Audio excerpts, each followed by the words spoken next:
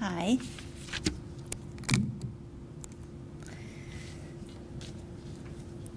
Thank you, students, for coming out on a Friday night. Alan King, I can tell you a few things about him. First, he's an author, poet, journalist, and videographer who lives with his wife and daughter in Bowie, Maryland, our local poet. That's the easy stuff.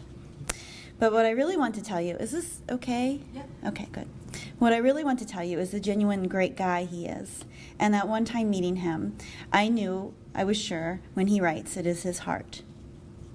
So we live in a time when at dinner, I could have asked more about his politics, his obvious concern of irrational racism in our country. I could have asked about his writing projects and his plans for an upcoming book. We live in a time of never-ending conversation of disappointment and fear for the direction of our country. We live in a time of distraction to avoid the opposition surrounding us. But those who know me, a few of you here, know that I can't hang with politics, not for too long anyway. No, I wanted to know about his life. He's a writer. He walks and observes and takes notes and reports out, and I wanted to know what he was looking at. Yes, he does look at, in his poems, trees shuddering at the sight of him walking the streets at night. And he does remind readers of the human behavior of stereotyping, writing, "Because I'm black, this late hour says I'm up to no good." He does, though, turn away from this image, does elevate what is in more of us than the news reveals, what's in more of us than what little pockets of certain neighborhoods reveal. He does this beautifully, writes, "No, I am not a studio gangster brainstorming street beef scenarios with an agent or rhyming in a booth about imaginary riches.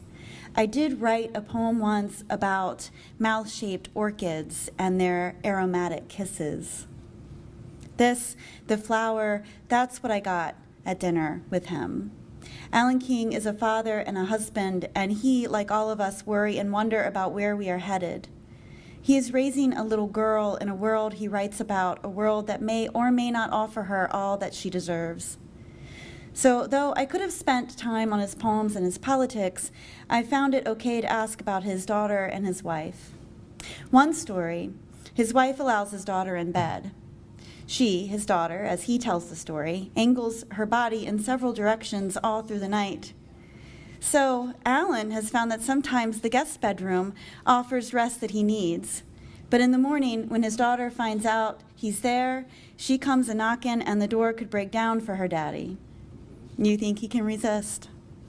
This, I think, is to be shared from his poetry, too. We are not that much different. We love the same, need sleep the same, cave into our cute little children the same. If only we could carry this idea and spread it.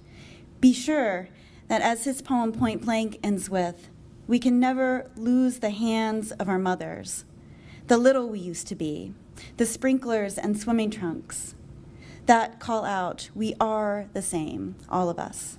Welcome, Alan King.